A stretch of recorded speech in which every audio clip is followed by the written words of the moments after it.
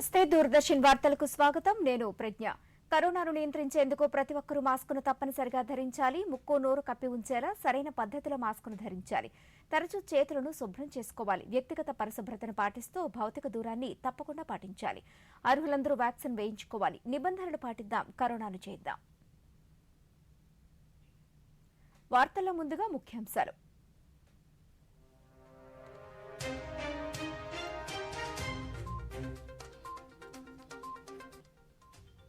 భారత్లో కొనసాగుతున్న German chancellor Olaf Scholz పర్యటన ప్రధాని మోదీతో భేటీ సీమాంతర ఉగ్రవాదాన్ని నిర్మూలించేందుకు పటిష్టమైన చర్యలు అవసరమని ఇరు దేశాలు నిర్ణయం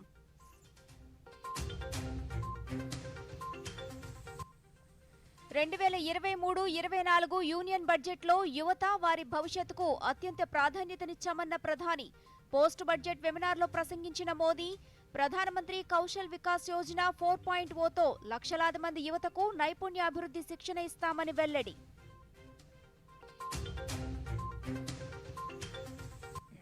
ఢిల్లీలో పర్యటిస్తోన్న రాష్ట్ర గవర్నర్ రాష్ట్రపతి ద్రౌపది ముర్మును మర్యాదపూర్వకంగా కలిసిన జస్టిస్ అబ్దుల్ నజీర్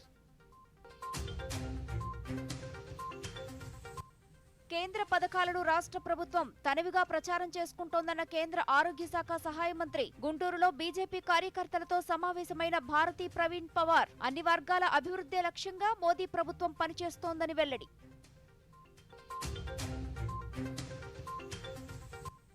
రాష్ట్రంలో ఎక్కడా దాడులు అక్రమ కేసులు నమోదు కాలేదన్న రాష్ట్ర ఆర్థిక మంత్రి బుగ్గన రాజేంద్రనాథ్ రెడ్డి కావాలని టీడీపీ ప్రభుత్వంపై దుష్ప్రచారం చేస్తోందని ఆగ్రహం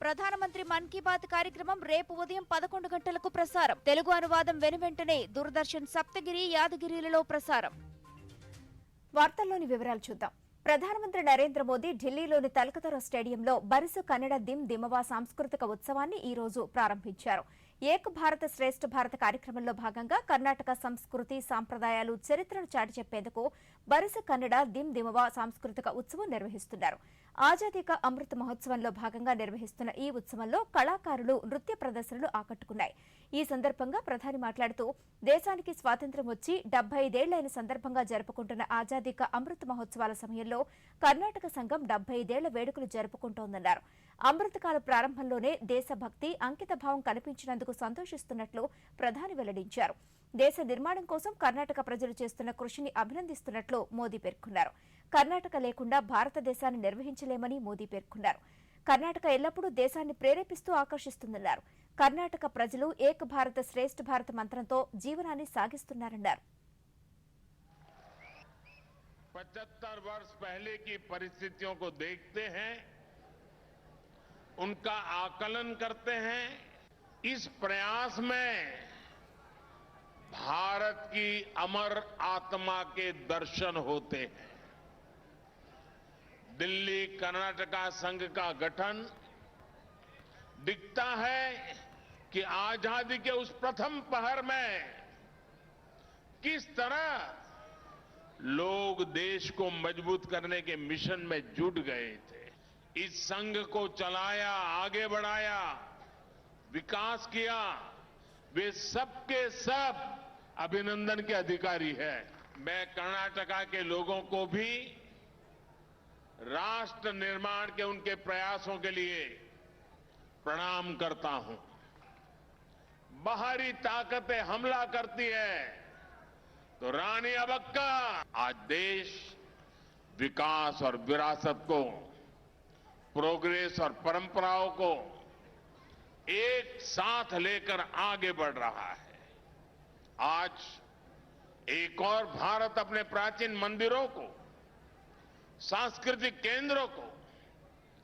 पुनर्जीवित कर रहा है तो साथ ही हम डिजिटल पेमेंट के मामले में वर्ल्ड लीडर भी बन जाते हैं ప్రధానమంత్రి నరేంద్ర మోదీ తన మనసులోని భావాలను దేశ ప్రజలతో పంచుకునే మన్ కీ బాత్ 98వ సంచిక రేపు ఉదయం 11 గంటలకు ప్రసారమవుతుంది ఆకాశవాణి సమన్వయంతో దూరదర్శన్ ఛానళ్లు మన్ కీ బాత్ కార్యక్రమాన్ని ప్రసారం చేస్తాయి ఈ కార్యక్రమం తెలుగు అనువాదం వెనువెంటనే దూరదర్శన్ సప్తగిరి యాదగిరిలలో ప్రసారమవుతుంది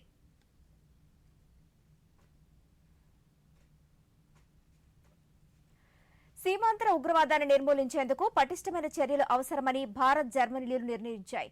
భారత్లో పర్యటిస్తున్న జర్మన్ ఛాన్సలర్ ఒలాఫ్ సోల్జ్ ప్రధానమంత్రి నరేంద్ర మోదీతో సమావేశం అనంతరం ఇరువురు నేతలు సంయుక్త మీడియా సమావేశాన్ని నిర్వహించారు. ఈ సందర్భంగా ప్రధాని మోదీ మాట్లాడుతూ భారత్ జర్మనీల మధ్య పరస్పర సహకారం ఎల్లప్పుడూ ఉంటుందన్నారు. సీమాంతర ఉగ్రవాదాన్ని నిర్మూలించేందుకు పటిష్టమైన చర్యలు అవసరమన్నారు. ఇరు దేశాల మధ్య సాంస్కృతిక, ఆర్థిక సంబంధాలకు సుదీర్ఘ చరిత్ర ఉందన్నారు. ప్రపంచంలోని 2 అతిపెద్ద ప్రజాస్వామ్య ఆర్థిక వ్యవస్థల మధ్య పెరుగుతున్న సహకారం రెండు దేశాల ప్రజలకు ప్రయోజనకరంగా ఉండటమే కాకుండా ఒత్తిళ్లను ఎదుర్కొంటున్న నేటి ప్రపంచానికి సానుకూల సందేశాన్ని పంపుతుందని మోదీ పేర్కొన్నారు. భారత్ జర్మనీల మధ్య వ్యూహాత్మక సహకారానికి భద్రత, రక్షణ రంగాలు చురుకైన పాత్ర పోషిస్తాయన్నారు. Green and sustainable development partnership ను గత ఏడాది ప్రకటించినట్లు వెల్లడించారు. बड़ी लोकतांत्रिक अर्थव्यवस्थाओं के बीच बढ़ता सहयोग दोनों देशों की जनता के लिए तो लाभकारी है ही, आज के तनावग्रस्त विश्व में इससे एक सकारात्मक संदेश भी जाता है। जर्मनी यूरोप में हमारा सबसे बड़ा ट्रेडिंग पार्टनर होने के साथ भारत में निवेश का भी महत्वपूर्ण स्रोत है। आज मेक इन इंडिया और आत्मनिर्भर भारत अभियान की वजह से भारत में सभी सेक्टर्स में नए अवसर खुल रहे हैं। इन अवसरों के प्रति जर्मनी की रुचि से हम उत्साहित हैं। चांसलर सोल्ज के साथ आज आया हुआ बिजनेस डेलीगेशन और भारतीय बिजनेस लीडर्स के बीच एक सफल बैठक हुई और कुछ अच्छे एग्रीमेंट भी, बड़े महत्वपूर्ण एग्रीमेंट भी हुए। Digital transformation, fintech, IT, telecom और सप्लाई चेन्स के डाइवर्सिफिकेशन जैसे विषयों पर हमें दोनों देशों के प्रमुख इंडस्ट्री लीडर्स के उपयोगी विचार और सुझाव भी सुनने को मिले। భారత్లో పర్యటిస్తున్న జర్మన్ ఛాన్సలర్ ఒలాఫ్ సోల్జ్ ప్రధానమంత్రి నరేంద్ర మోదీతో సమావేశమయ్యారు. ఢిల్లీలోని హైదరాబాద్ హౌస్ లో జరిగిన ఈ సమావేశంలో పలు అంశాలపై చర్చించారు. ఈ సందర్భంగా ఇరువురు నేతలు ద్వైపాక్షిక, ప్రాంతీయ, ప్రపంచ సమస్యలపై చర్చించారు. అలాగే భారత్ జర్మనీల మధ్య ఆర్థిక, రక్షణ రంగాల్లో సహకారానికి సంబంధించిన పలు అంశాలను చర్చించారు. 2 రోజుల భారత పర్యటనలో భాగంగా జర్మన్ ఛాన్సలర్ ఒలాఫ్ సోల్జ్ మహాత్మాగాంధీకి ఘనంగా నివాళులర్పించారు. ఢిల్లీలోని మహాత్మాగాంధీ సమాధి రాజ్ఘాట్ వద్ద పుష్పగుచ్చాన్ని ఉంచి శ్రద్ధాంజలి ఘటించి మౌనం పాటించారు. ఈ సందర్భంగా అక్కడి సందర్శకుల పుస్తకంలో తన అభిప్రాయాలను పొందుపరిచారు.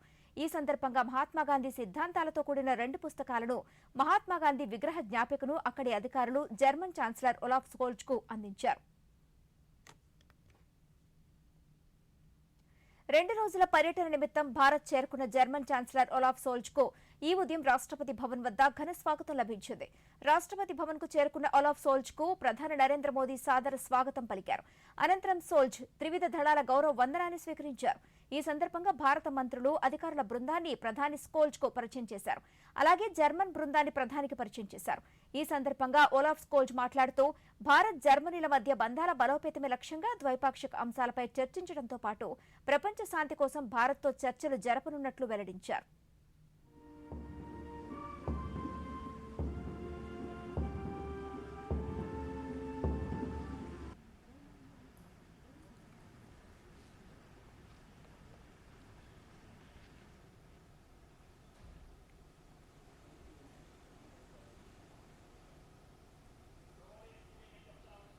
We have already very good relations between India and Germany, and I hope that we will strengthen this very good relations and that we will discuss intensely about all the topics relevant for the development of our countries, but also for peace in the world, which is important. 2023-24 union బడ్జెట్లో యువత, వారి భవిష్యత్తుకు అత్యంత ప్రాధాన్యతనిచ్చినట్లు ప్రధానమంత్రి నరేంద్ర మోదీ పేర్కొన్నారు. Post budget వెబినార్లో ప్రధాని ఈ రోజు ప్రసంగిస్తూ యువత అభిరుచికి అనుగుణంగా విద్య, నైపుణ్య అభివృద్ధి రంగాలకు తమ ప్రభుత్వం అధిక ప్రాధాన్యతనిచ్చిందన్నారు. విద్యారంగాన్ని పటిష్టం చేసేందుకు ప్రభుత్వం కృషి చేస్తోందన్నారు. పోటీని తట్టుకునేలా నూతన టెక్నాలజీ ఆధారంగా తరగతి గదులను నిర్మించేందుకు అధిక ప్రాధాన్యతనిస్తున్నామన్నారు. వర్చువల్ ల్యాబ్లు, నేషనల్ డిజిటల్ లైబ్రరీలు వంటివి విద్యా నైపుణ్యాలను కొత్త పుంతలు తొక్కిస్తున్నాయన్నారు. ప్రధానమంత్రి కౌశల్ వికాస్ యోజన 4.0 ద్వారా రాబోయే సంవత్సరంలో లక్షలాది మంది యువతకు నైపుణ్యాభివృద్ధి శిక్షణ అందించనున్నట్లు చెప్పారు. ఇక ఈ బడ్జెట్లో 50 లక్షల మంది యువతకు నేషనల్ అప్రెంటిస్షిప్ ప్రమోషన్ స్కీమ్ నుంచి స్టైఫండ్ను కేటాయించామన్నారు. ప్రపంచమంతా భారత్ను తయారీ కేంద్రంగా చూస్తోందని, భారత్లో పెట్టుబడులకు సంబంధించి ప్రపంచ దేశాలు ఉత్సాహంగా ఉన్నాయని ప్రధాని పేర్కొన్నారు. వార్తల్లో ఇప్పుడొక స్వల్ప విరామం. డిజిటల్ బ్యాంకింగ్ కాలం ఇది. టైం ఆదా చేయాలండి. Digital banking సులువైనది. ఏ చెల్లింపైనా చేసుకోండి. ఎప్పుడైనా ఎక్కడైనా సేఫే ఫాస్టే. ప్రతి పేమెంట్ వేళ్ల మీద సెట్టే. లావాదేవీల ఆప్షన్స్ ఎన్నో. ఐఎంపీఎస్, ఎన్ఈఎఫ్టీ, యూపీఐ కూడా. 24 గంటలు పనిచేసే పేమెంట్ సులువు, హాయిగా ఉండే. ఆర్బీఐ అంటుంది, విషయాలు తెలుసుకోండి, జాగరూకంగా ఉండండి. తిరిగి స్వాగతం. రాష్ట్ర నూతన గవర్నర్ గా బాధ్యతలు స్వీకరించిన జస్టిస్ అబ్దుల్ నజీర్ ఢిల్లీలో పర్యటిస్తున్నారు. గవర్నర్ గా బాధ్యతలు స్వీకరించిన క్రమంలో మర్యాదపూర్వకంగా పలువురు ప్రముఖులతో సమావేశమవుతున్నారు. ఈ మేరకు ఈ రోజు రాష్ట్రపతి ద్రౌపది ముర్ముతో గవర్నర్ నజీర్ సమావేశమయ్యారు.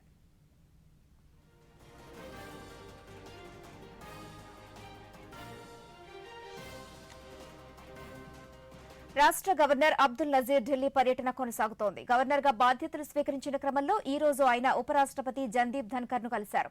ఉపరాష్ట్రపతి నివాసంలో గవర్నర్ నజీర్ ఉపరాష్ట్రపతితో మర్యాదపూర్వకంగా సమావేశమయ్యారు. కాగా గవర్నర్ రేపు ప్రధానమంత్రి నరేంద్ర మోదీతో సమావేశం కానున్నారు. అన్ని వర్గాలను కలుపుకొని పట్టభద్రులు, టీచర్ల ఎమ్మెల్సీ ఎన్నికల్లో వైసీపీ మద్దతు ఇచ్చిన అభ్యర్థులను గెలిపించుకుంటామని విద్యుత్ శాఖ మంత్రి పెద్దిరెడ్డి రామచంద్రారెడ్డి అన్నారు. పార్టీ ఎమ్మెల్యేలు, ముఖ్య నాయకులతో కడపలో ఈ రోజు ఆయన సమావేశం నిర్వహించారు. ఈ సందర్భంగా మంత్రి మాట్లాడుతూ ఉద్యోగుల్లో, నిరుద్యోగుల్లో ప్రభుత్వం పట్ల వ్యతిరేకత ఉందని కొన్ని పార్టీలు ప్రచారం చేస్తున్నాయన్నారు. తమ ప్రభుత్వం పట్ల ఏ వర్గాల్లోనూ వ్యతిరేకత లేదని మంత్రి స్పష్టం చేశారు. కరోనా కారణంగా ప్రపంచమంతా ఇబ్బంది పడినా రాష్ట్రంలో ఉద్యోగాల కల్పన జరిగిందన్నారు. ఉపాధ్యాయుల నియోజకవర్గానికి శాసన మండలి ఎన్నికలు జరుగుతూ ఉన్నాయి. ఆ ఎన్నికల నేపథ్యంలో మా అభ్యర్థులు మా శాసనసభ్యులతో మమేకమై పనిచేయడానికి, కోఆర్డినేట్ చేయడానికి ఈ సమావేశాన్ని ఏర్పాటు చేసుకున్నాం. జగన్మోహన్ రెడ్డి గారు ఏ విధంగా అన్ని వర్గాలకు కూడా ఇచ్చిన హామీలన్నీ నెరవేర్చారు. అదేవిధంగా తెలుగుదేశం పార్టీ కానీ ఎక్కువగా వ్యతిరేకంగా ప్రచారం చేస్తూ ఉన్నాయి. కాకపోతే మేము చేసిన పనులన్నీ కూడా ముఖ్యమంత్రి గారు ఏ విధంగా ఇక్కడ రాష్ట్రంలో ఉద్యోగస్తులకు లేదా పట్టభద్రులకు చాలా వరకు కార్యక్రమాలు కూడా మొదలుపెట్టారు. మరి ఈ విధంగా అన్ని రకాల కూడా అభివృద్ధి చెందే దశలో ఈ రాష్ట్రం ముందుకు పోతా ఉంది. ఇవన్నీ కూడా నేను మా పట్టభద్రులకు కానీ టీచర్లకు కానీ నచ్చజెప్పి ప్రభుత్వానికి మంచి మైలేజ్ వచ్చే విధంగా ఈ 2 నియోజకవర్గాల్లో టీడీపీ అధినేత చంద్రబాబు నాయుడు అధికారం కోసం నానా తంటాలు పడుతూ పగటికలలు కంటున్నారని రాష్ట్ర పశుసంవర్ధక శాఖ మంత్రి డాక్టర్ సీదిరి అప్పలరాజు అన్నారు. శ్రీకాకుళం జిల్లా వైసీపీ కార్యాలయంలో ఈ రోజు ఆయన మీడియాతో మాట్లాడుతూ ప్రజలు చంద్రబాబు నాయుడు మాటలు నమ్మే స్థితిలో లేరన్నారు.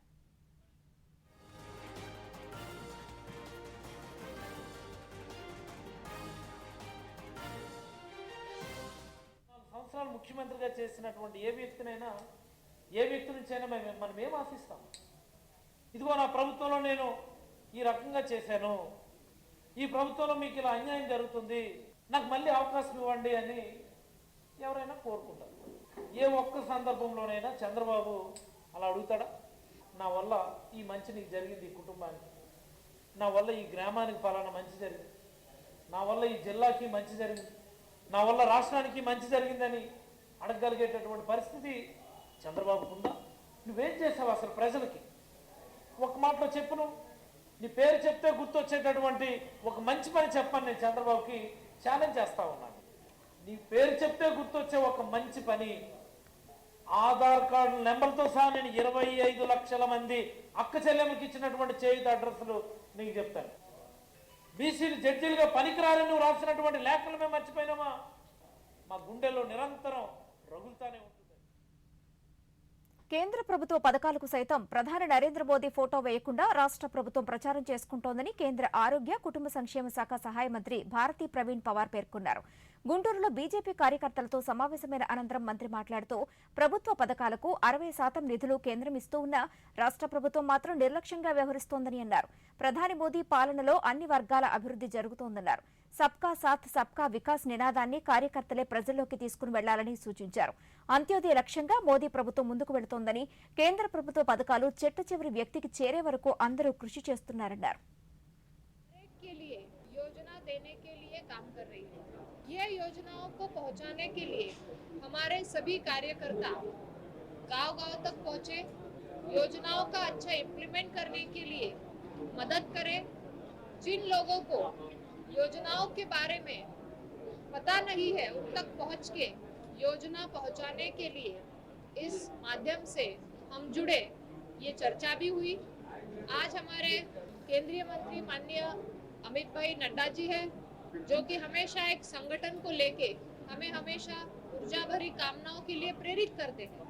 अगर संगठन की शक्ति है उसी से हमें अच्छा एक लोगों में जाने के लिए और रिजल्ट आने के लिए हमें कार्यकर्ता के माध्यम से मदद मिलती है। और जो भी कोई परियोजना आती है या कोई अगर लोगों के वहाँ के जुड़े हुए सवाल आते हैं तो वो कार्यकर्ता के माध्यम से हम तक पहुँचते भी है और इस संगठन को मजबूत करने की हमेशा प्रेरित करते हैं कि एक भारत श्रेष्ठ भारत की विचारधारा को और आदरणीय प्रधानमंत्री जी के नेतृत्व में हम इसी दिशा में काम आगे लेके जाने के लिए రాష్ట్రంలో ఎక్కడ దాడులు, అక్రమ కేసులు నమోదు కాలేదని రాష్ట్ర ఆర్థిక శాఖ మంత్రి బుగ్గన రాజేంద్రారెడ్డి అన్నారు. కర్నూలు, నంద్యాల జిల్లాల ఎమ్మెల్యేలు, ఎంపీలు, వైసీపీ ముఖ్య నాయకులతో రాష్ట్ర మంత్రులు పెద్దిరెడ్డి రామచంద్రారెడ్డి, బుగ్గన రాజేంద్రనాథ్ రెడ్డి కర్నూలులో సమావేశం నిర్వహించారు. ఎన్నికల్లో వైసీపీ అభ్యర్థుల గెలుపు కోసం అందరూ కలిసికట్టుగా కృషి చేయాలని వారు ప్రజాప్రతినిధులు కోరారు. ఈ సందర్భంగా బుగ్గన రాజేంద్రనాథ్ రెడ్డి మాట్లాడుతూ కావాలని టీడీపీ ప్రభుత్వంపై దుష్ప్రచారం చేస్తోందని ఆగ్రహాన్ని వ్యక్తం చేశారు. మాత్రం మంచి పోలీసింగ్ అని వచ్చిందంటే గవర్నమెంట్ ఆఫ్ ఇండియా కూడా కొన్ని పద్ధతి ప్రకారంగా ఇవాల్యుయేషన్ చేసి ఉంటారు కదా. నంబర్ ఆఫ్ పీపుల్ స్థానిక సంస్థలు కానీ, రిప్రజెంటేటివ్స్ కానీ, ఇంకోటి కానీ అధికార పార్టీ వైసీపీ పార్టీకి సంబంధించిన వాళ్ళు ఉన్నారు. ఎవరో ఒకరు ప్రతిపక్ష పార్టీ తెలుగుదేశం పార్టీ సైడ్ నుంచి వచ్చి ఏదో ఒకటి అనవసరమైన విషయంలో కయ్యానికి కాల్దవుతూ ఎక్కడో చోట ఇరిటేట్ అయ్యే అవకాశాలు ఉన్నాయి. కానీ ఆ ఒక్క ఇన్సిడెంట్ తీసుకొని అదేదో ఈ విధంగానే జరుగుతుంది, పెడుతుంది, చేస్తుంది అనేది ముమ్మాటికి తప్పు. ఎక్కడే కానీ దాడులు జరగడం లేదు, ఎక్కడే కానీ ఇబ్బందులు జరగడం లేదు. ఫస్ట్ ప్రతిపక్ష పార్టీ వాళ్ళు ఆ సభ్యత సంస్కారం అనేది మెయింటైన్ చేసుకోవాల్సిన బాధ్యత కూడా వాళ్ళ దగ్గర ఉంది. నంబర్ ఆఫ్ పీపుల్ ఎక్కువ ఒక పార్టీకి సంబంధించిన వాళ్ళు ఉన్నప్పుడు ఒకరు ఇద్దరు పోయి సభ్యత సంస్కారం లేకుండా మాట్లాడితే ఆ జనంలో ఎవరో ఒకరు ఇద్దరు ఇరిటేట్ అయ్యే అవకాశాలు ఉంటాయి. ఎస్సీలకు, ఎస్టీలకు, మైనారిటీలకు ఎంత ప్రాధాన్యత ఇస్తున్నారనేది ఇది అందరికి ఎరిగినది. ఇంకా కాన్స్టిట్యూన్సీకి సంబంధించిన మన అభ్యర్థి ఆయన బ్యాక్గ్రౌండ్ ఏమి, ఒక గ్రాడ్యుయేట్, ఒక గొప్ప నాయకుని కుమారుడు, ఒక జెడ్పీటీసీ, ఒక ఫ్లోర్ లీడర్, జిల్లా పరిషత్లో ఇట్లా చదువుకుంటూ పోతే ఆయన క్వాలిఫికేషన్స్ వాళ్ళు ఊరికే మాట్లాడతారు. రాష్ట్రంలో పరిశ్రమల స్థాపన కోసం విశాఖ కేంద్రంగా అంతర్జాతీయ పెట్టుబడుల సదస్సు వచ్చే నెల 3, 4 తేదీలో నిర్వహిస్తున్నట్లు రాష్ట్ర పరిశ్రమలు, ఐటీ శాఖ మంత్రి గుడివాడ అమర్నాథ్ తెలియజేశారు. విశాఖలో ఈ రోజు ఆయన మీడియాతో మాట్లాడుతూ ఈ సదస్సులో దేశ, విదేశీ పారిశ్రామికవేత్తలు పాల్గొంటున్నారన్నారు. అయితే రాష్ట్రంలో పెట్టుబడులు పెట్టడానికి దేశంలోని పారిశ్రామికవేత్తలు చర్చించుకుంటున్న సమయంలో రాష్ట్ర అభివృద్ధిని చూసి ఓర్వలేక టీడీపీ దాని అనుకూల మీడియా ప్రభుత్వంపై బురద జల్లే ప్రయత్నం చేస్తోందన్నారు. ప్రతిష్టాత్మకంగా నిర్వహిస్తున్నటువంటి గ్లోబల్ ఇన్వెస్ట్మెంట్ సమిట్ విశాఖపట్నం వేదికగా నిర్వహిస్తున్నటువంటి సందర్భంలో గడిచినటువంటి ఒక నెల రోజులుగా దేశవ్యాప్తంగా అనేక ప్రాంతాల్లో సదస్సులు నిర్వహించి రేపు జరగబోయేటువంటి ఈ కార్యక్రమానికి వారందరినీ కూడా ఆహ్వానించి రాష్ట్రానికి వారందరూ కూడా తరలి రావాలని, రాష్ట్రానికి ఉన్నటువంటి రిసోర్సెస్ అన్నిటినీ కూడా ఆ కార్యక్రమంలో, ఆ సమావేశం ద్వారా ప్రపంచానికి చెప్పాలని, మొన్న జనవరి 31వ తారీఖున గౌరవ ముఖ్యమంత్రి జగన్మోహన్ రెడ్డి గారి నేతృత్వంలో ఢిల్లీలో కూడా ఒక పెద్ద ఎత్తున ఒక కార్యక్రమాన్ని నిర్వహించి దాదాపు 50 దేశాలకు సంబంధించినటువంటి ప్రతినిధులు, ఆయా దేశాలకు సంబంధించినటువంటి అంబాసిడర్స్ అందరూ కూడా కార్యక్రమంలో పార్టిసిపేట్ చేయడం, ముంబై, బెంగళూరు, చెన్నై, హైదరాబాద్ లాంటి నగరాల్లో కూడా సమావేశాలు ప్రభుత్వం తరపున నిర్వహించినటువంటి కార్యక్రమాన్ని కూడా చూశారు. వారం 10 రోజులుగా పెద్ద ఎత్తున ఆంధ్రప్రదేశ్ నిర్వహిస్తున్నటువంటి గ్లోబల్ ఇన్వెస్ట్మెంట్ సమిట్ మీద, విశాఖపట్నం వేదికగా జరగబోతున్నటువంటి కార్యక్రమం మీద పెద్ద ఎత్తున చర్చ జరుగుతూ ఉంది. ఈ క్రమంలో ఎక్కడ రాష్ట్రానికి పేరు వస్తుంది, ఈ కార్యక్రమం ద్వారా ఆంధ్రప్రదేశ్ రాష్ట్రానికి మంచి జరుగుతుంది. వార్తల్లో ఇప్పుడు ఒక విరామం. మీ కిసాన్ క్రెడిట్ కార్డుతో పొలానికి సంబంధించిన అవసరమైన పెట్టుబడులు, ఖర్చులు, క్యాష్ లావాదేవీలు లేకుండా మీరు రోజు బ్యాంకుకు వెళ్లకుండా కార్డు ద్వారా గానీ ఫోన్ ద్వారా గానీ చేసుకోవచ్చు. మీ లావాదేవీల సమయంలో మీ పిన్, ఓటీపీ, సివివి వివరాలు ఎవరికీ తెలియజేయకండి. సురక్షిత బ్యాంక్ డిజిటల్ లావాదేవీలు చేయండి. జారీ చేయవారు నాబార్డు ప్రాంతీయ కార్యాలయం, ఆంధ్రప్రదేశ్. తిరిగి స్వాగతం. వైసీపీ ప్రభుత్వం మాటల ప్రభుత్వం కాదని చేతల ప్రభుత్వమని రాష్ట్ర రవాణా శాఖ మంత్రి పినిపే విశ్వరూప్ అన్నారు. డాక్టర్ బిఆర్ అంబేద్కర్ కోనసీమ జిల్లా అల్లవరం మండలం సామంతకూరు గ్రామంలో 3,85 లక్షల రూపాయల అంచనా వ్యయంతో నిర్మిస్తున్న రహదారి పనులకు ఆయన పరిశీలించారు. 2 మండలాలను కలిపే ఈ రహదారి ఈ ప్రాంత వాసుల చిరకాల స్వప్నమని, దీన్ని అత్యంత సుందరంగా సీసీ, బీటీ రోడ్డుగా అభివృద్ధి చేస్తున్నామన్నారు. గడప గడపకు కార్యక్రమంలో శంకుస్థాపన చేసి 2 నెలలు అవుతోందని, పనులు శరవేగంగా జరుగుతున్నాయన్నారు. 98 లక్షల రూపాయలతో శాంక్షన్ చేశాం. ఇది సామంతకూరు ప్రజల యొక్క చిరకాల వాంఛ ఈ రోడ్డు. దీన్ని ప్రజలు ఇల్లు ఉన్నంత వరకు సిసి రోడ్డు, మిగిలింది బీటీ రోడ్డు. ఒక అద్భుతమైన రోడ్డు ఇది. సామంతకూరు యొక్క కలిపే విధంగా బ్రిడ్జికి ఎవరో టెండర్స్ రావడం మూలంగా అది ఆలస్యం అవుతుంది. దాన్ని విభజించి ఈ రోడ్డును మనం పూర్తి చేస్తున్నాం. గడప గడపకి మన ప్రభుత్వం కార్యక్రమం భాగంగా ఈ యొక్క రోడ్డుని శంకుస్థాపన చేసినప్పుడు ప్రజలందరూ కూడా ఇది కేవలం గడప గడప కోసం శంకుస్థాపన చేశారు తప్ప ఇది మళ్ళీ ఎప్పటిలాగా ఉంటుంది అనుకున్నారు. 2 నెలల లోపలనే ఈ రోడ్ని ఒక లేయర్ వేసి గ్రావెల్స్ రోడ్ ఫార్మ్ చేయడం జరిగింది. ఇంకొక 2 నెలల కాలంలో ఈ రోడ్డు పూర్తిగా బీటీ రోడ్డు, అదేవిధంగా సీసీ రోడ్డు తోటి అద్భుతమైన రోడ్డు ఇది. 3,98 లక్షల రూపాయలతోటి మరి సామంతకూరు ప్రజల యొక్క చిరకాల వాంఛ. అదేవిధంగా వాసలతిప్ప గ్రామానికి కనెక్టివిటీ, ఉప్పలగుత్తి మండలానికి, అల్లవరం మండలానికి మరో కనెక్టివిటీ కాబోతుంది. ఇది అత్యంత ప్రధానమైనదిగా భావిస్తుంది. వచ్చే నెల 18న జరిగే జాతీయ లోక్ అదాలత్లను విజయవంతం చేసేందుకు ప్రత్యేక చర్యలు చేపట్టినట్లు పశ్చిమ గోదావరి జిల్లా Tadepalligudem senior civil judge Prakash Babu తెలియజేశారు. తాడేపల్లిగూడెంలో ఆయన మాట్లాడుతూ, ఈసారి జరిగే జాతీయ లోక్ అదాలత్లో రెవెన్యూ, మున్సిపల్ పన్నులు తదితర శాఖలకు సంబంధించిన కేసులు కూడా రాజీకి ప్రయత్నిస్తున్నామన్నారు. గ్రామాలలో పారాలీగల్ వాలంటీర్ల ద్వారా ప్రచారం చేస్తున్నట్లు చెప్పారు. గౌరవ సుప్రీంకోర్టు వారి ఆదేశాల మేరకు స్పెషల్ లోక్ అదాలత్ అనేది ఏర్పాటు చేయటమైంది.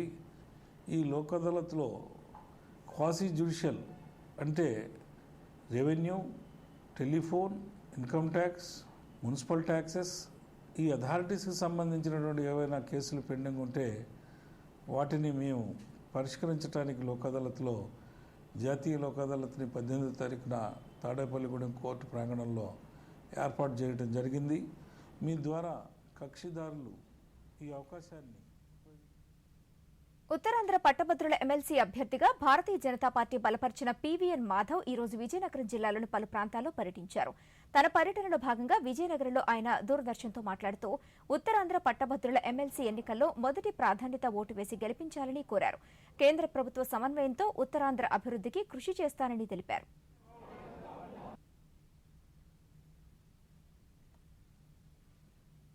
ఆ ప్రచారంలో భాగంగా ఈ రాబో ఉత్తరాంధ్ర ఎమ్మెల్సీ ఎన్నికల్లో భారతీయ జనతా పార్టీ తరఫున నేను తిరిగి పోటీ చేస్తున్నాను.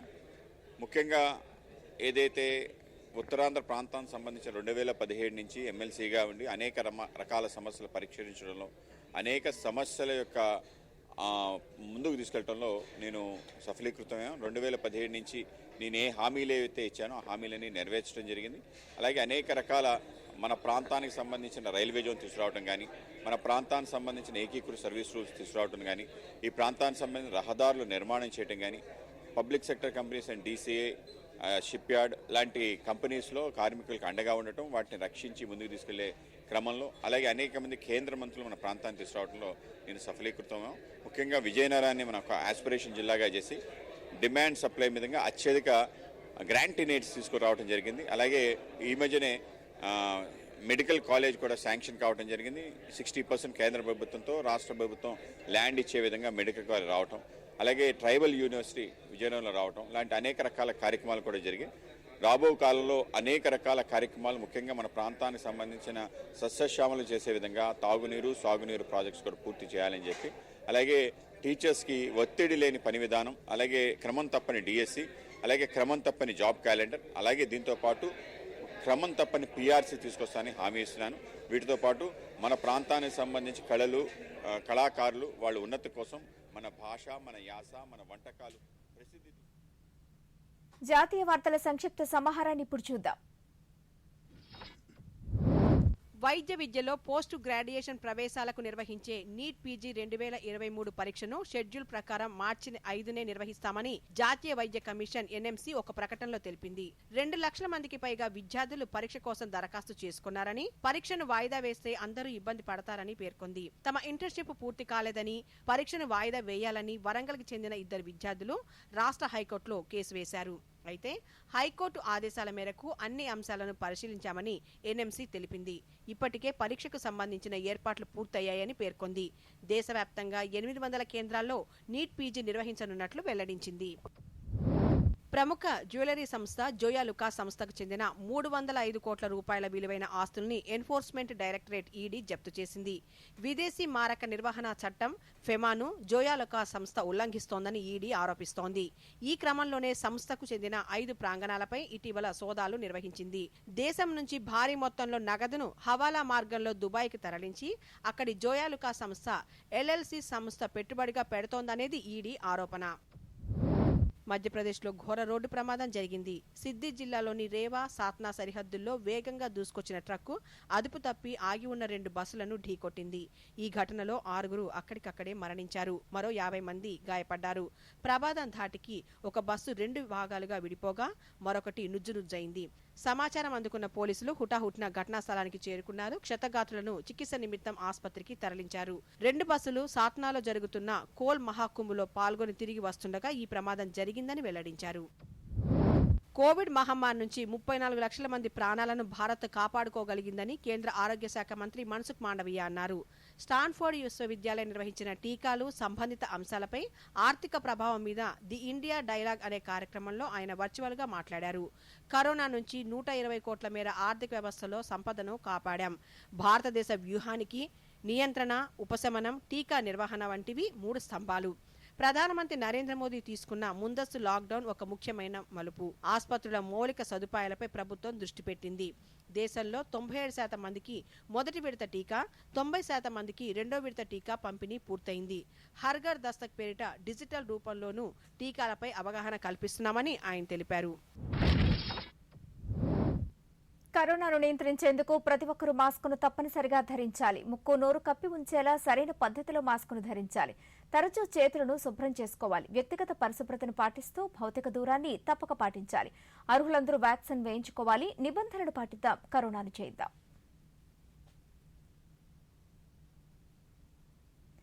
వార్తలు ముగించే ముందు ముఖ్యాంశాలు మరొకసారి.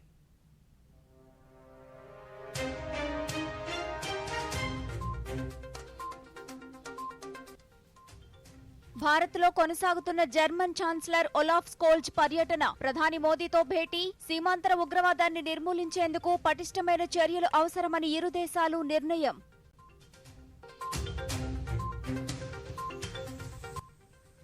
2023-24 యూనియన్ బడ్జెట్లో యువత, వారి భవిష్యత్తుకు అత్యంత ప్రాధాన్యతనిచ్చామన్న ప్రధాని. పోస్ట్ బడ్జెట్ వెబినార్లో ప్రసంగించిన మోదీ, ప్రధానమంత్రి కౌశల్ వికాస్ యోజన 4.0తో లక్షలాది మంది యువతకు నైపుణ్యాభివృద్ధి శిక్షణ ఇస్తామని వెల్లడి.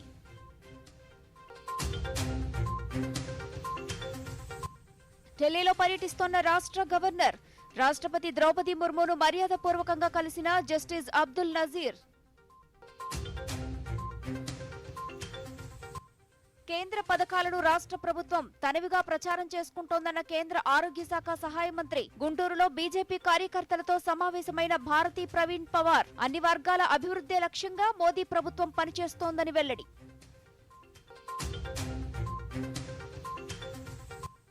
రాష్ట్రంలో ఎక్కడా దాడులు, అక్రమ కేసులు నమోదు కాలేదన్న రాష్ట్ర ఆర్థిక మంత్రి బుగ్గన రాజేంద్రనాథ్ రెడ్డి. కావాలనే టీడీపీ ప్రభుత్వంపై దుష్ప్రచారం చేస్తోందని ఆగ్రహం. ప్రధానమంత్రి మన్ కీ బాత్ కార్యక్రమం రేపు ఉదయం 11 గంటలకు ప్రసారం. తెలుగు అనువాదం వెనువెంటనే దూరదర్శన్ సప్తగిరి, యాదగిరిలలో ప్రసారం. ఈ వార్తలందరితో సమాప్తం. నమస్కారం.